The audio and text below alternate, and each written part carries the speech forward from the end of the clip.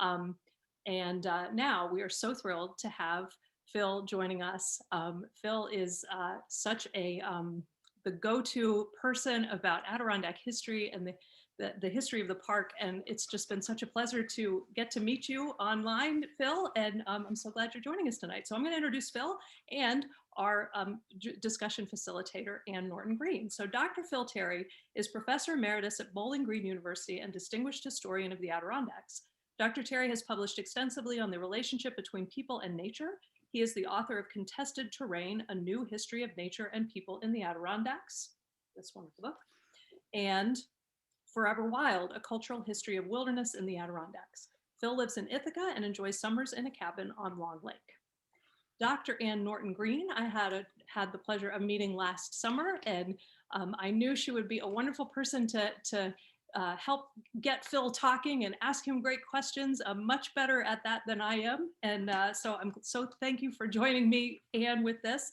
Ann is a historian of environmental and technological history in the History and Sociology of Science department at the University of Pennsylvania, with expertise in animal, energy, and infrastructure history. She is the author of the book Horses at Work, Harnessing Power in Industrial America, and lives in Philadelphia and enjoys a second home on Whole Pond. So with that, I will hand it over to our two speakers. Thank you. Thank you, Amy, for organizing this and for inviting me to be part of it. So Phil, you and I can dive right in. So you describe yourself in the book, or do you want to say a couple things first? Just an overview of the book? Okay. Just thank you to Amy. You describe yourself in the book as a cultural historian, and you've written a book called also A Cultural History of Wilderness. So maybe explain to people what that means, and then how that shaped your approach to writing a history of the Adirondacks. Glad to. I'll try to not go on at too much length. There's a really good definition of environmental history by Donald Worster, which I've always thought really works well if we're talking about history of a place. And he says, to understand environmental history, you first find how a place has changed over time physically. And then you want to ask, how is that a function of their economy, the way they organize, how they get things and do things and buy things and sell things and make things? And how is it a function of values? And what I'm really looking at is the values part. How do we look at nature and how do we value it? Like if we're looking at a bunch of trees across the river from us, a poet might look at those trees and say, that's where I want to write poem. I can commune with God there and I'll write a good poem. A logger might see, I see several hundred board feet of really good spruce there. So those are two different values, and they interpret nature and understand it in different ways. And so what I'm mostly doing in my work on the Adirondacks is looking at the values side, looking at the way people have thought about nature, what they wanted to do with it, but always with the environmental. I consider myself an environmental historian as well. And I've taught environmental history for many years at the undergraduate level.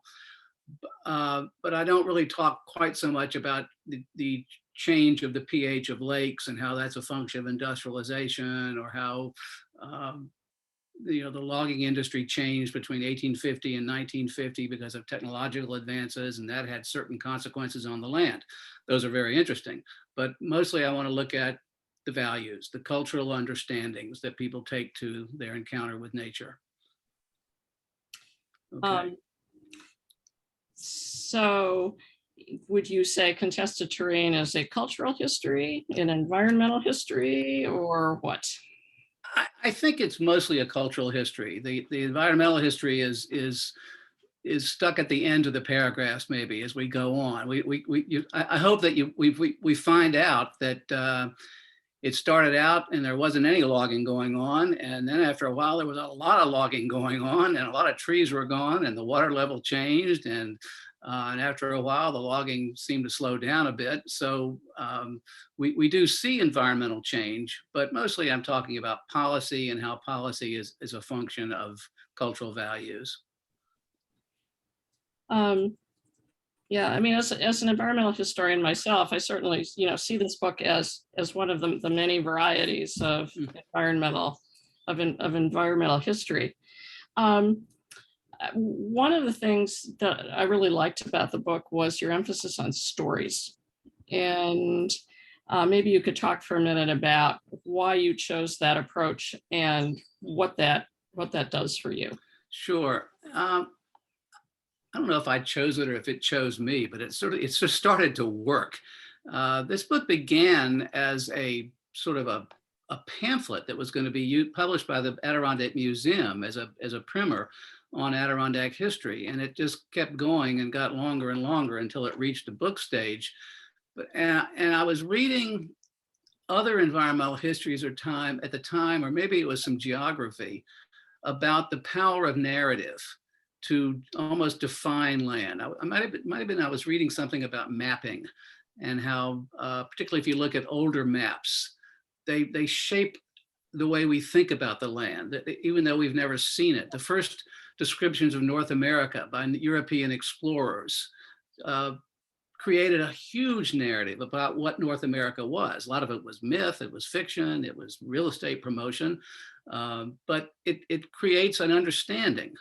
And it began to seem more and more clear to me that this worked as an understanding of Adirondack history. Particularly, it helped to understand the conflicts, the way that competing understandings of the land have shaped what ends up happening. And I always thought the best illustration of that in the Adirondacks was the competing understandings between John Todd and Joel T. Headley about Long Lake in the 1840s.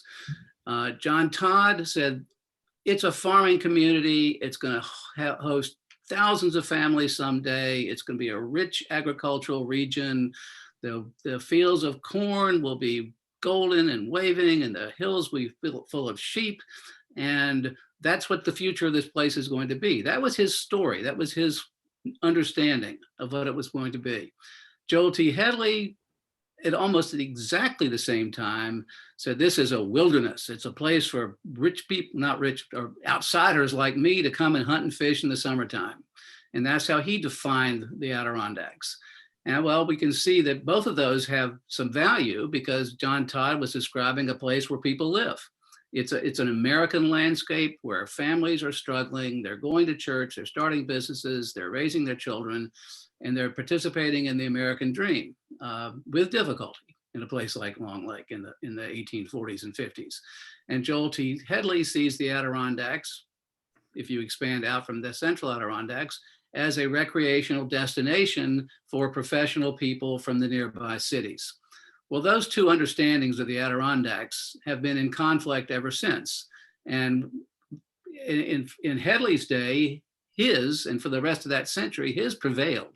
The other view that it's a place where people live largely becomes erased in the larger understanding of the state of New York and the eastern United States. So it just struck me that it was a good hook in getting into the conflicts. And that's what I started the book, was I want to talk about the conflicts. I want to focus on the insider-outsider stress, the tension points for Adirondack history. There's the book has almost sometimes like a musical composition with a motif that keeps reappearing. And one of those motifs is this that you use is this question that you keep coming back to. What is the Adirondacks and what is it good for? And it seems that everybody agrees in the Adirondacks that they love nature. And then that's when all the fights begin. Because yeah, what that means to people is quite variable. It sure is. Many years ago, I was teaching a class on wilderness and American culture at a time when my own understanding of wilderness was a lot simpler than it is now. And I asked people in the class to talk about their encounters with wilderness. And one fellow in the class wanted to talk about the tomatoes in his backyard.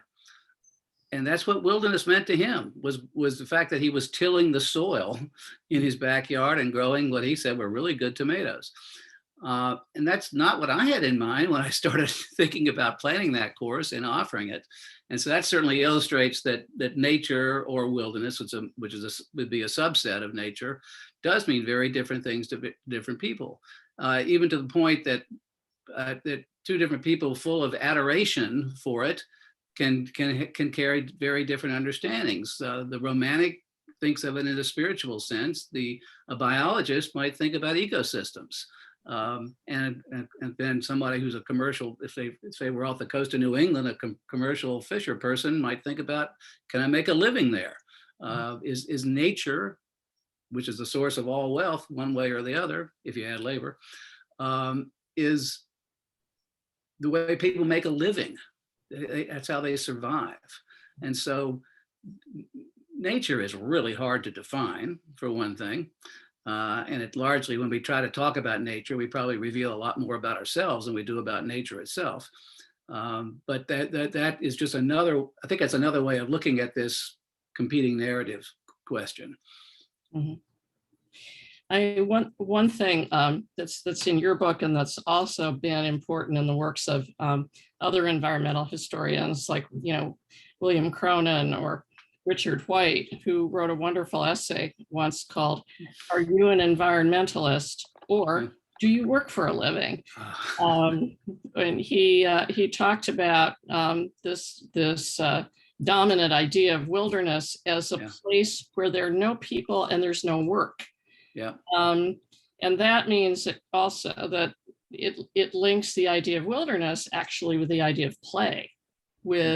Wilderness is where you go on vacation. You were, in terms of kind of what we see, when I look across Whole Pond at the forever wild of state land, is it wild? Is it logged over and burned over, second and third growth forest? Or as I watch flotillas of canoes heading for the St. Regis Canoe Wilderness, is a playground that I'm, that I'm looking at it in some way. That kind of leads into this problem you identify early in the book about not just different stories, but dominant voices or less dominant voices, and the way that the voices of the permanent residents of the Adirondacks have been less written about. But that working side of the Adirondacks, if you point the camera one way, they're villages and towns and farms and sites of production. And if you point it the other way, it looks uninhabited. Yep, that's a good way of putting it. I know that essay by Richard White. I think it's a very good one. And the first place I encountered it, in fact, was in a book edited by William Cronin, I think. Wasn't it Uncommon Ground or something like that? Yeah. And I think it's a really important to look at it that way, to see that this word wilderness is hugely freighted. Our sense of the triumph of the wilderness preservation, it comes out of a relentlessly elitist, white, well-educated clientele that came to the Adirondacks in the 70s and 80s and helped to define this place as wilderness. And even to the point that they knew that logging was happening somewhere over in the next valley or something, it was just sort of a picturesque, almost cartoonish addition to the landscape. And then they began to see it as a threat to the landscape. But the profound class distinctions that come around wilderness, and also racial distinctions, are really important. I mean, to a lot of people in this world that we might call indigenous, this word wilderness means nothing. What are you talking about? That's where I live. That's where my grandfather lived, and they have for many generations. So we have to instantly accept the notion that wilderness is a cultural construction, but that it is a projection of needs onto the landscape. On the other hand, I think it's really important to remember that to say something is a cultural construction is not to say it's a lie or a deceptive invention. Wilderness does have meaning, but if we go about protecting it, oblivious to its history of dispossession, of racism, of elitism, we're not going to get anywhere. And we have to, and so the histories of the Adirondacks include landscapes where people work and live, and also landscapes where people recreate and have really significant spiritual experiences, and may have or catch a really big fish, or something like that. So these histories can coexist, or they can come up against each other in great conflict. It's hard to have the wilderness experience if there's a chainsaw 100 feet away. Matter of fact, it'd be pretty much impossible. So can we have these things to coexist, both in the Adirondacks and around the world for that matter? Or are they inevitably going, is it a zero-sum game? I don't think it is. I think we can, I mean, we do need logging. I've made my living using paper. Paper is very important to me, and I want there always to be paper. But I also want there to be places where the paper is not created from the pulp in those trees. How's that? You do a nice job in the book of also showing the way this idea of wilderness is a creation of the 19th century.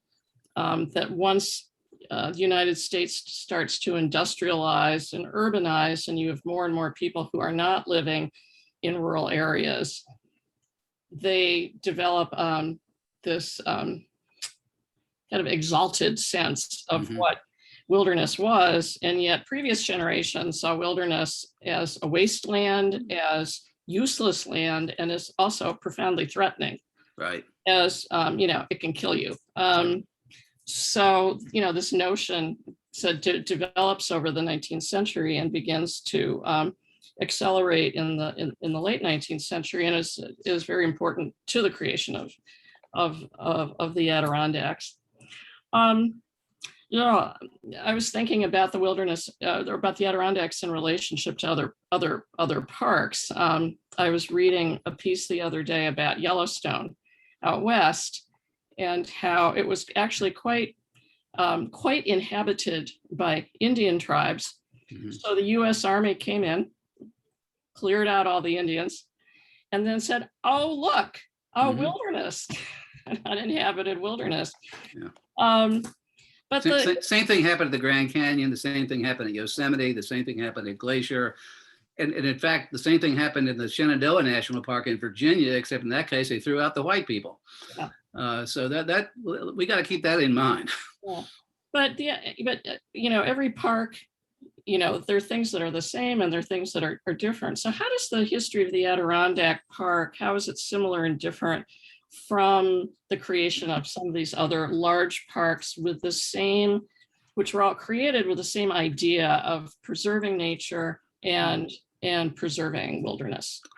Oh, well, there's a lot of similarities and some differences. I think that, Yellowstone was created, signed into law, I think on March 1st, 1872. And exactly 2 weeks later, the New York legislature established its first commission to look into, should we have a park in the Adirondacks? And I'm quite sure that the example of Yellowstone was on the minds of the legislature.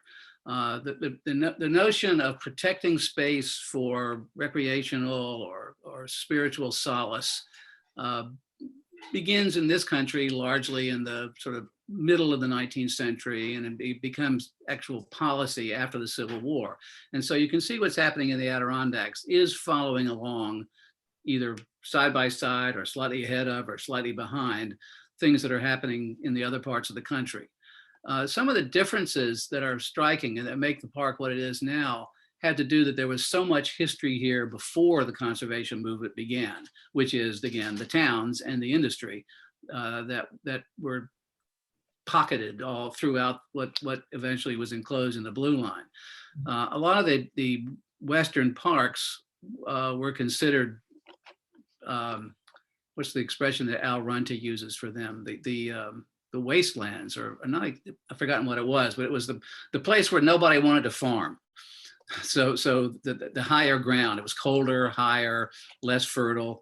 And so places like that became set aside once you threw away the natives that had lived there for several thousand years.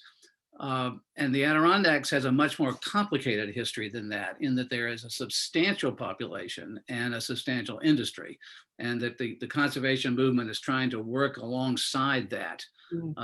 And that's another source of a lot of our problems, because when the state first started doing that, it really did not have any kind of a clear vision about what it planned for the future for the Adirondacks.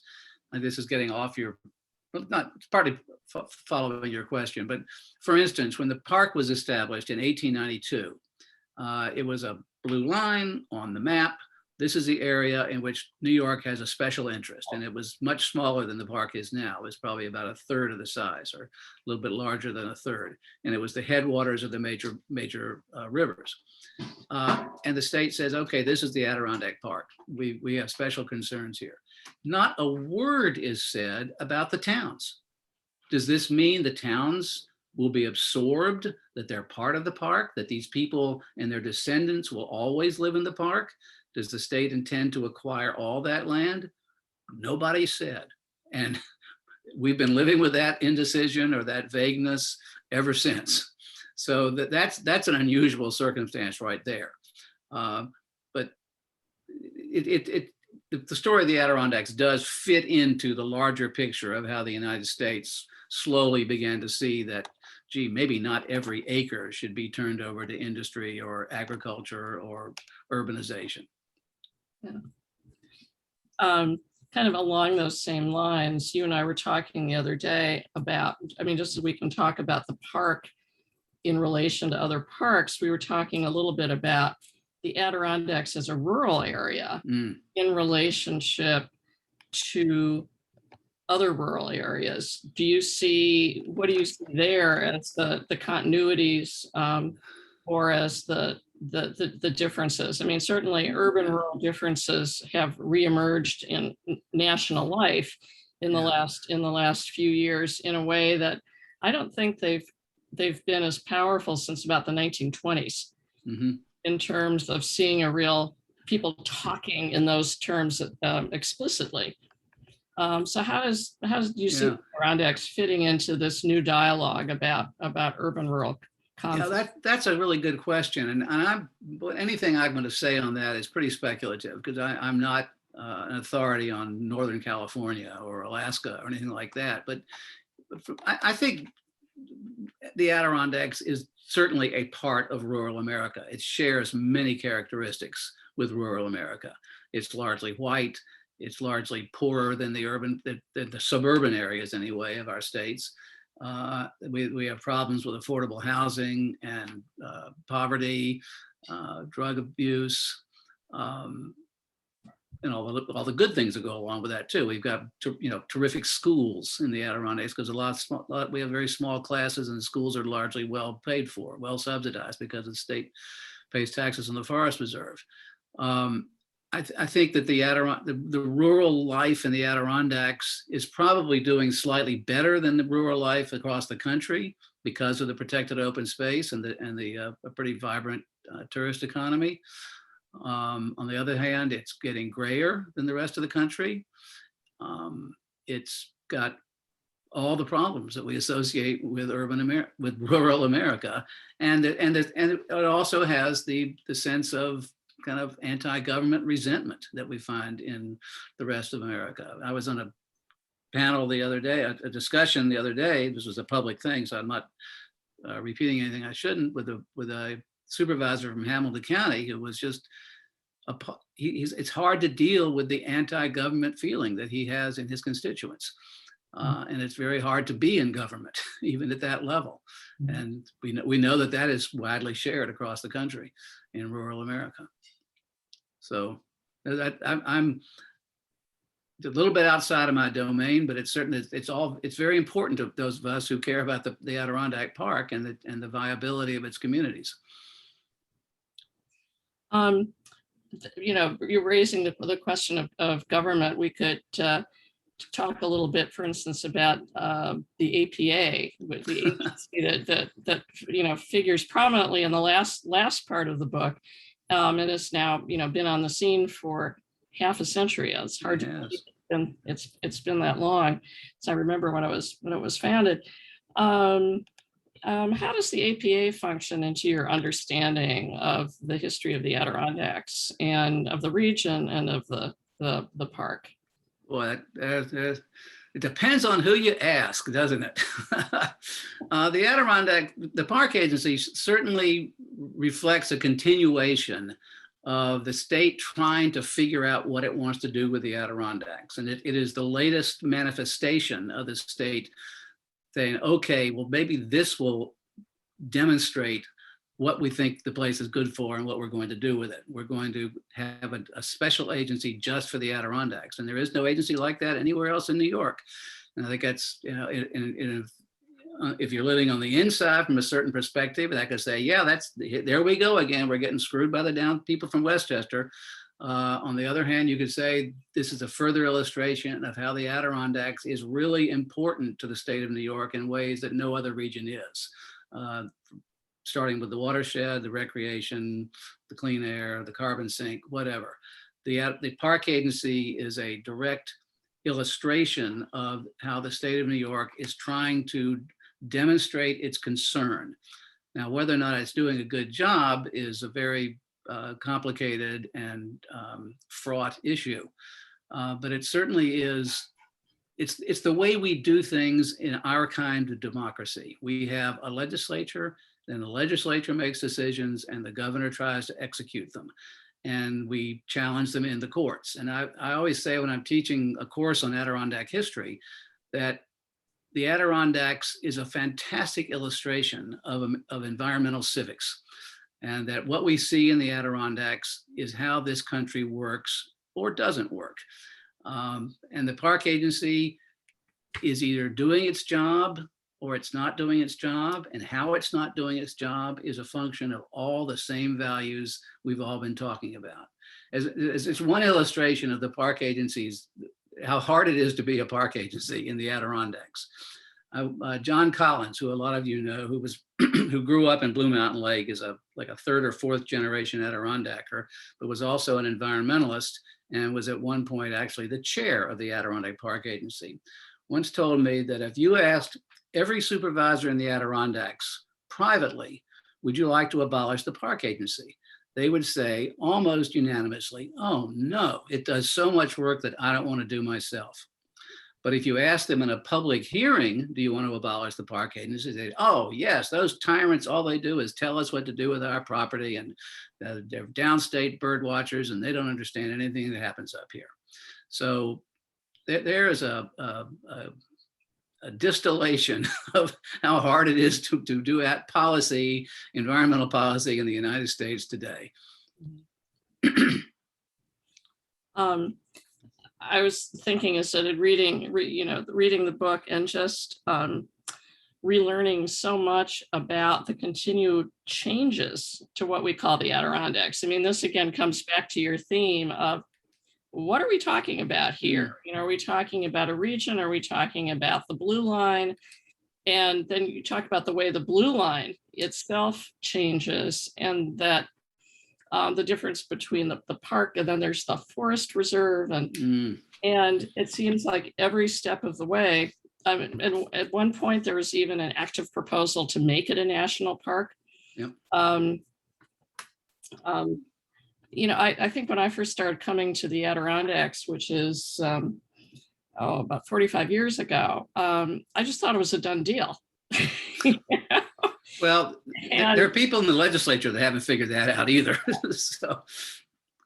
But it really is a constantly changing entity. And do you think that's actually what it's meant to be? Do you think maybe our conflicts and stuff are actually what protects it, ironically, because we always have to grapple with these questions of what do we mean by nature? What do we mean by wilderness? What do we mean by sustainable landscapes where people can make a decent living and raise their kids? What do we mean about the purpose of public land for the people of the whole state, not just this region? I mean, maybe the conflicts keep those questions alive, and maybe there's a protection in that.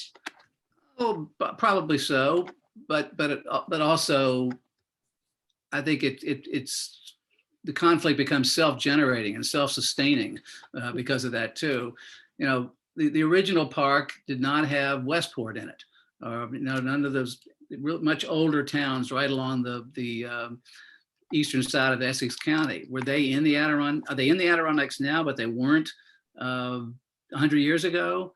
And if you were to take, in the moments of really dramatic conflict, like in the early 70s with the private land plan, or the Burley Report in 1990, I think if you were to the locus of hostility to state power being exercised in the Adirondacks largely came from those areas which were outside the blue line before it was expanded to its current size. If we had kept the blue line to the original place, we'd have a lot less conflict than we do now. Mm-hmm. Even to the point that does a private land plan, can a private land plan be designed to protect forest lands like you have in Hamilton County, and agricultural lands as you have in eastern Essex County?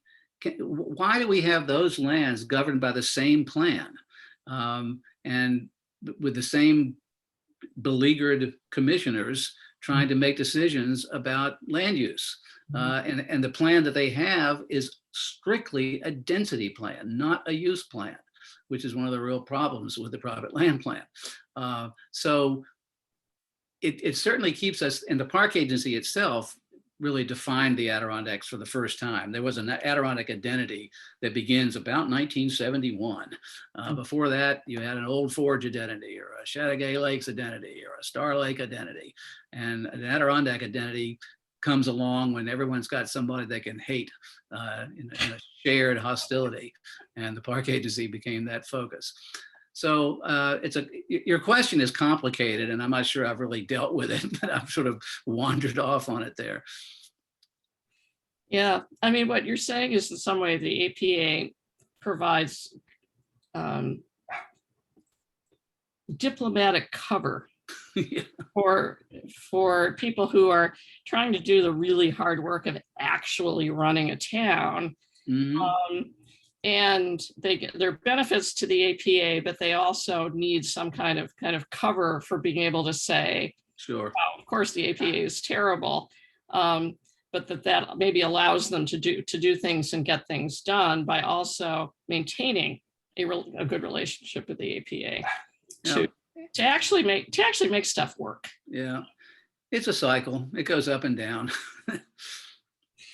So I know you've been involved recently in some issues about tree cutting for recreational use. If you were bringing contested terrain up to date, even more than you did in the second edition, how would you write about something like the snowmobile trail decision recently handed down by the New York Court of Appeals? Well, that is enough to get me going on a new chapter right there, to try to deal with something like that. It certainly crystallizes a lot of the same themes that have been at work here for a couple of centuries now. You have competing notions of what the place is good for. You have a wilderness aesthetic represented by Protect the Adirondacks, in its sense that wilderness aesthetic is enshrined in the Constitution. And you have a conservation bureaucracy that is just pretty much concentrated in the park agency and the DEC, that sees that place as a suitable locus for mechanized recreation. And so these competing visions come against each other, and we ended up in the Court of Appeals. Now, when the Court of Appeals makes a decision, I don't think that is a manifestation of projection of power, the way that the legislature works. I think this is simply people trying to figure out what the Constitution means and how do we apply it. And if we amend the Constitution, that becomes an exercise in democratic power, and that may be where we're headed. But the snowmobile case, it certainly involves issues of defining what the place is good for, and it also brings up the whole question of, do local governments and local businesses get a say? And they are feeling right now, no, we don't. Nobody listens to us. We don't get to determine what happens with the state land. I would say that that's a legitimate point. I would also say they don't own the state land. All the people of New York own the state land. The places for those snowmobile trails belong to 19 million New Yorkers, not to 130,000 Adirondackers. And so they get to decide what happens to that land.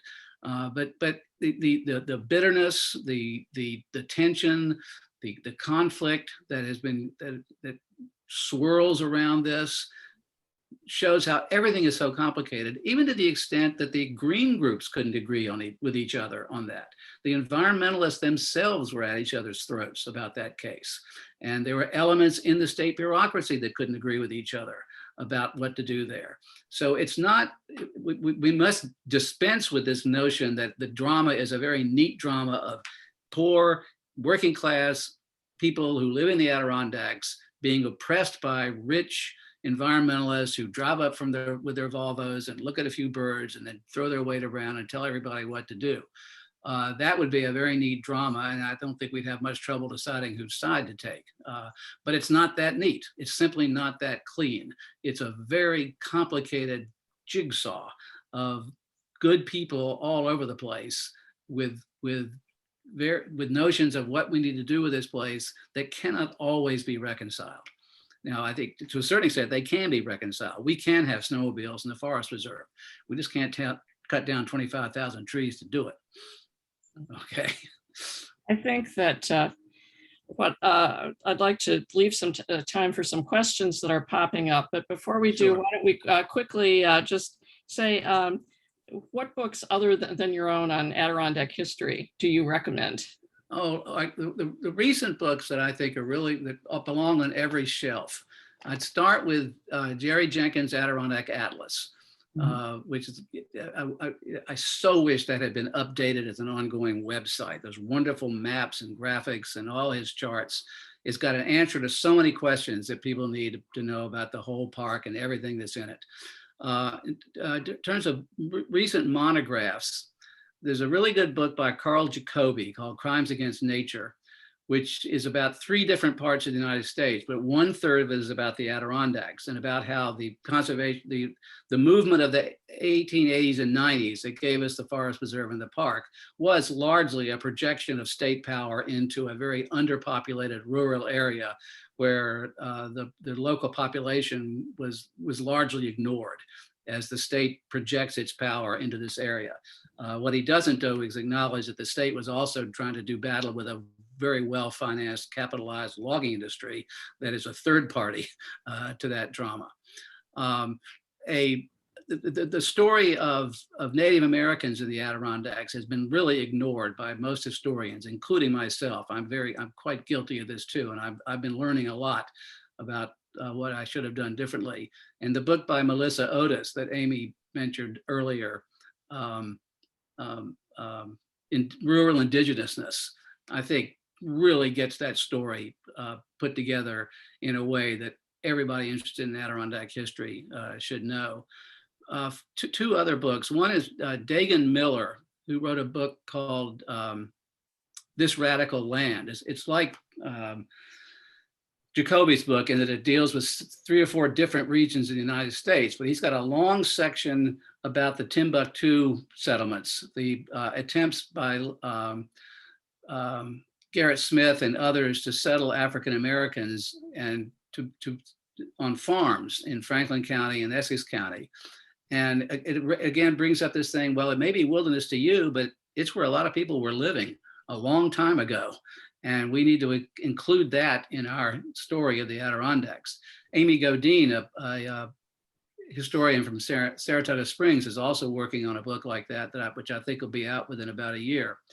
And finally, Brad Edmondson's book, A Wild Idea, about the establishment of the park agency is just out from Cornell. And that's a really good book about all the drama and the personalities of the late 60s and early 70s that gave us sort of the modern regime that we have here today. So those are all good books. I'd throw one more in, Okay. Battles of the North Country by Jonathan Anzalone. I read that recently. Okay, yeah. About a couple years ago that Yeah.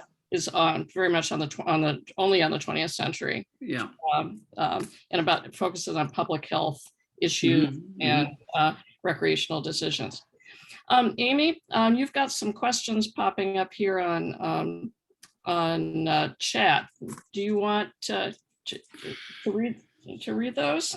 Yeah, my friend Sunita has a good question. No surprise, because Sunita always has good questions and answers about things. Sunita asks, I'd like to hear Phil's thoughts on changing the focus in the park from tourism, which creates a number of conflicts and threats, to evaluation of ecosystem services. Gabon just became the first African country to receive international payment for reducing carbon emissions by protecting its vast rainforest. What if we could do that here? The states, surrounding states, the federal government, ? The UN pays our park communities for the carbon sequestration of the forest preserve and even private forest land. I think a focus on wilderness as a provider of ecosystem services allows for great common ground. And she clarifies, not getting rid of the focus on tourism, just diversifying valuations of wilderness/protected areas. I think that's a great idea. How's that? I mean, I think it certainly is appealing, and in its application, I don't know exactly how that would happen because it's expensive, and in a sense, that's we're working on that now. I mean, the fact that the state of New York pays taxes on the forest reserve to local government and school districts is a huge inflow of cash to make life sustainable for those people who live here, and to protect this almost 3 million acres of publicly owned land inside the 12 Adirondack counties. So that is a massive infusion of out of area of downstate cash into the Adirondacks.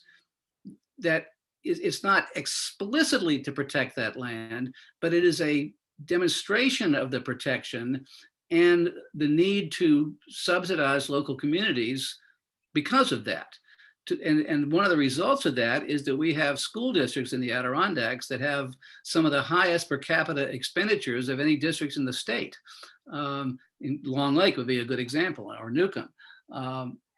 In the larger school districts, it doesn't work out quite that way. Tupper Lake does not have that kind of money to play with. But I think that to me, the question is there an ecological value to protected open space like that? And I think that's implied in the question. And I think, yes, there is. A carbon sink is one, habitat is another, the recreational, spiritual attributes is another.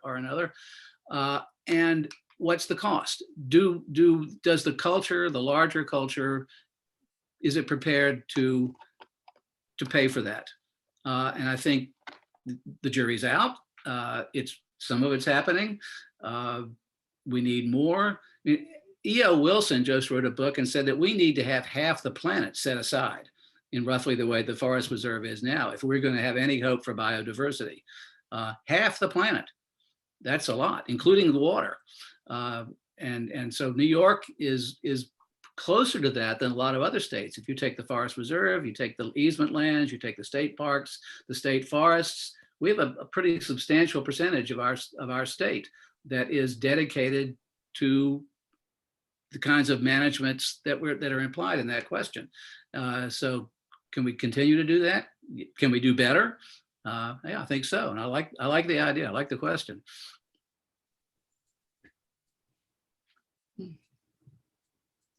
I don't see any other questions on chat at the moment, so I would encourage you, like, ask a question, put it on chat, because I've got chat open and I can see it. But in the meantime, I'm going to ask Phil, obviously your favorite place in the Adirondacks is your cabin on Long Lake. What's one of your other favorite? I'm not going to tell you. Come on.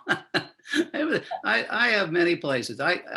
When I started out, One of my other favorite places is. All right, you first. The dump, other than my place, hold on. The dump at Lake Clear is one of my favorite places in the Adirondacks. They used to be because you would find bears there, but that's not the story now, is it?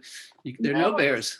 It's just because I'm an infrastructure person. Oh, okay. It's like, here we are, and looking at what does it take to keep a wilderness area going? We need a dump.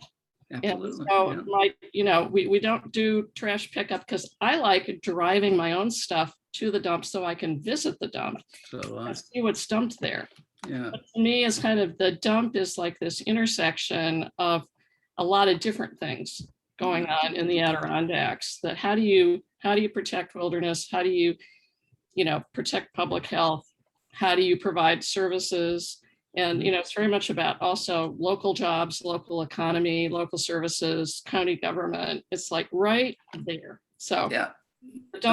My sister lives in rural New Hampshire, and she said that's where all the town business gets conducted, is at the transfer station.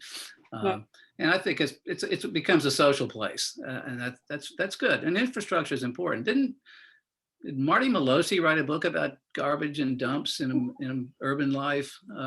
Garbage in the cities. Yeah. Okay. Yeah. That's a good point. I would, if we're going to get that civilized about it, I would add a couple of bars that I find very satisfying.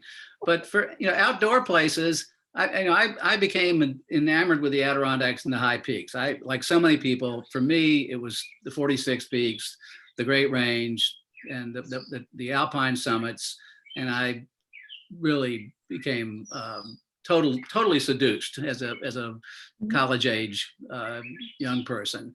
But since then, I've become much more interested in the Central Plateau, the water. A lot of time kayaking. I really like water, and paddling around. One of my favorite places is Henderson Lake, which has got a good history to it too. And it's a place that has an industrial history, and now it's owned by the state.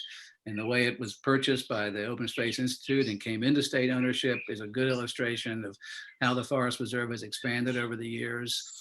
And it's a motor-free body of water. You can go, it's only a third of a mile. You take your kayak in there and paddle around. You're looking right at Wallface Mountain, Indian Pass. It's pretty spectacular. And there are a few others like that. The Northwood Placid Trail crosses my property, and I just like to walk up and down the trail in the woods. I do it almost, several times a week. Just go out and walk on the Placid Trail. So I'm going to say, audience, you need to step up to the plate here, because this is for you as well as for us to chat about these things. I've got all these black squares looking at me on the screen, and I've just got this wide open chat that I wanted Phil.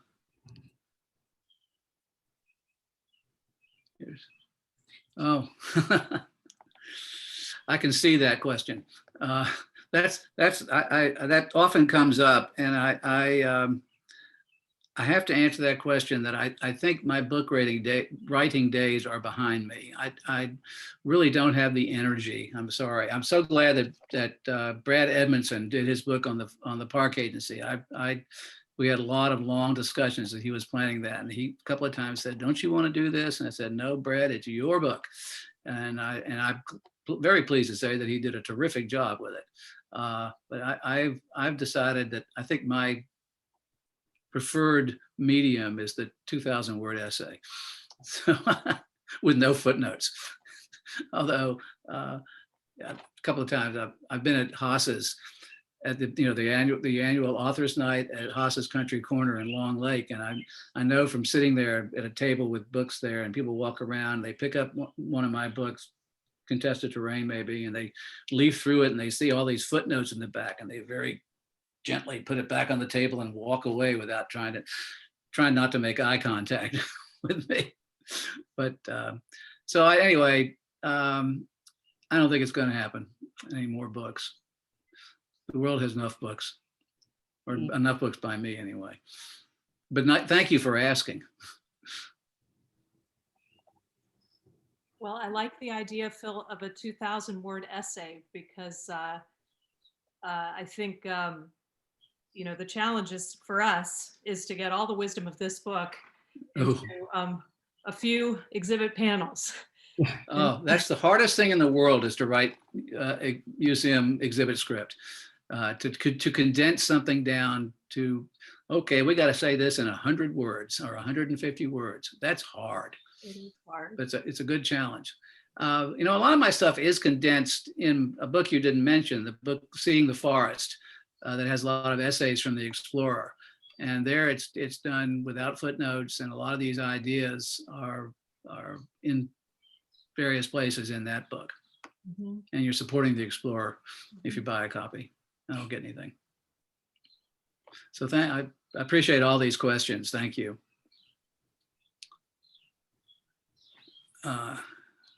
How's this going?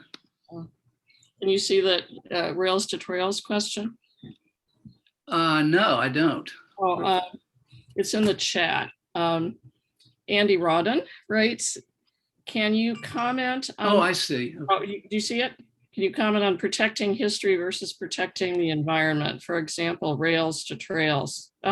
Well, having watched this whole pond, I just wanted to weep, even though I knew the railroad was in terrible shape. Yeah. Well, having observed the conversation around Saranac Lake of the last 15 years about the line that goes between Tupper to Saranac to Lake Placid, I'm really hesitant to say anything, given how fierce the discussions have been around there. I certainly like the idea of protecting history if there are certain key examples of it. And I think the train stations in all three communities are great. And I think we can save a couple of rails here and there, or crossbars.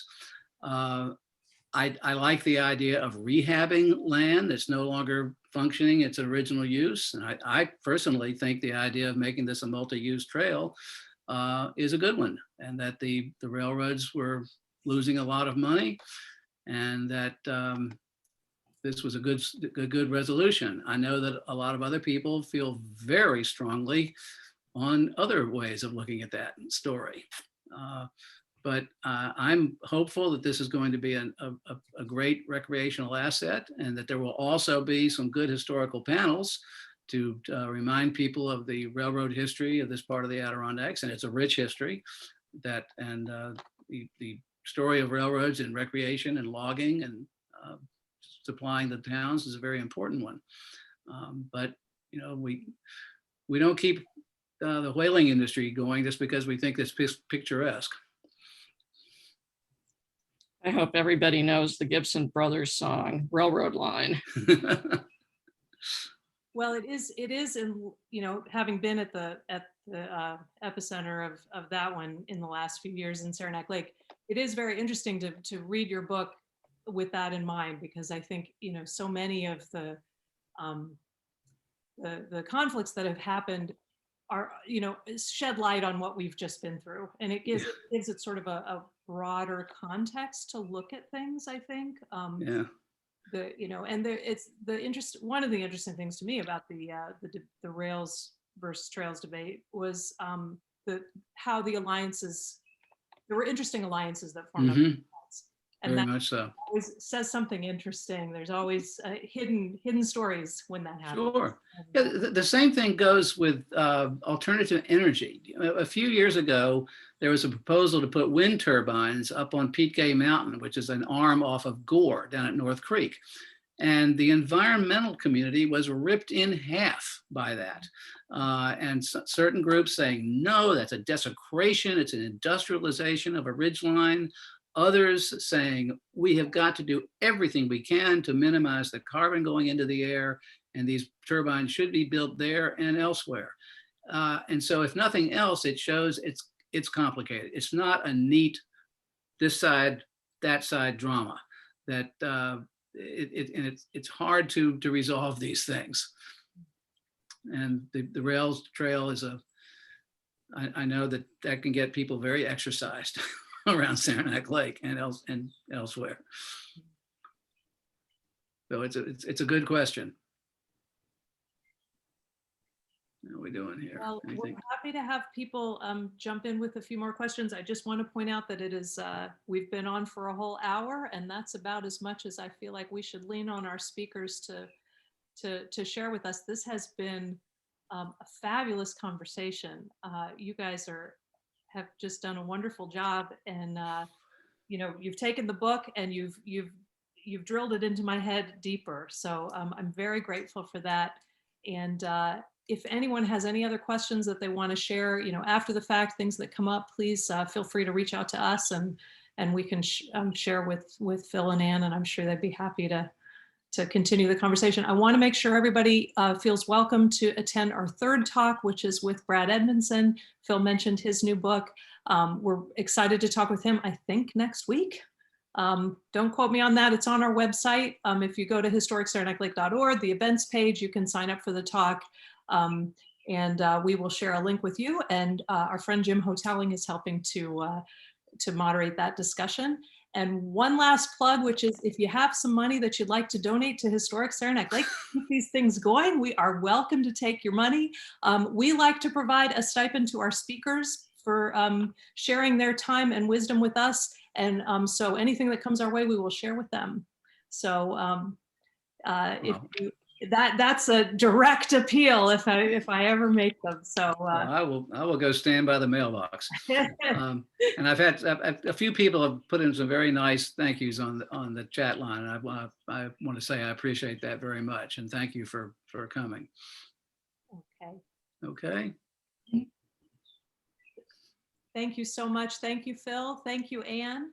Yeah, thank you. This is Thanks. Great. Thank you, Ann. Yeah. Thanks very much. And Amy and everybody. Okay.